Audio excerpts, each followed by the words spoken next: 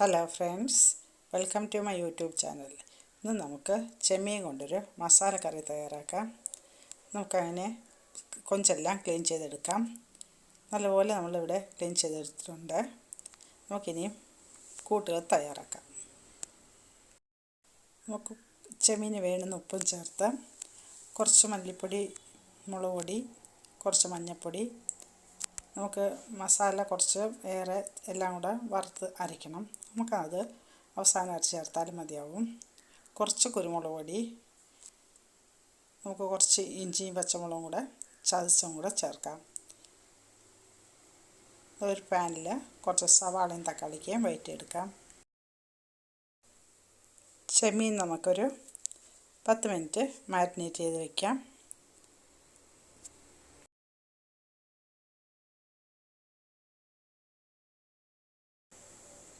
രണ്ട് സവാളയും ഒരു തക്കാളിക്കും ചെറുതായി കട്ട് ചെയ്ത് കുറച്ച് എണ്ണ ഒഴിച്ച് നല്ലപോലെ വഴറ്റിയെടുക്കാം.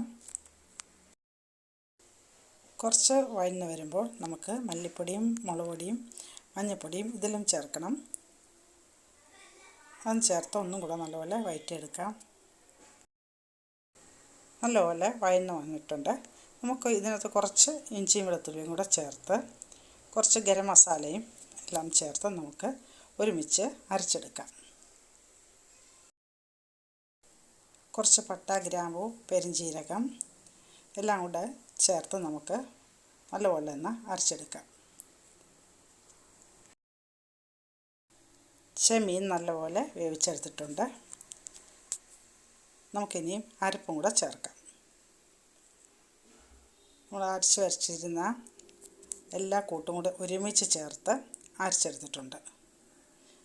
മസാലയും സവാള, തക്കാളിക്ക, ഇഞ്ചി, വെളുത്തുള്ളി എല്ലാം ചേർത്ത് നല്ലപോലെ അരച്ച് നമുക്കിത് നല്ലപോലെ തിളപ്പിച്ച് വറ്റിച്ചെടുക്കണം.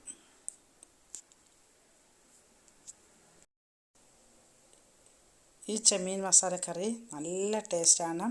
ഇതിൻ്റെ ഗ്രേവിക്കൊക്കെ നല്ല ടേസ്റ്റാണ്. നിങ്ങളിങ്ങനെ ചെയ്ത് നോക്കണം. നമുക്ക് കുറച്ചും കൂടെ നേരം തിളപ്പിച്ച് വറ്റിച്ചെടുക്കാം.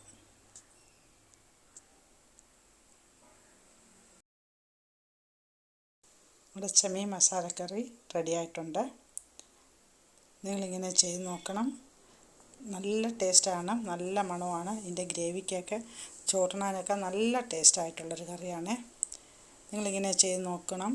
നിങ്ങൾക്ക് ഇഷ്ടപ്പെടുവാണെങ്കിൽ ലൈക്ക് ചെയ്യുക, കമൻറ്റ് ചെയ്യുക, ഷെയർ ചെയ്യുക, സബ്സ്ക്രൈബ് ചെയ്യുക. വീഡിയോ സ്കിപ്പ് ചെയ്യാതെ കാണാൻ ശ്രമിക്കുക.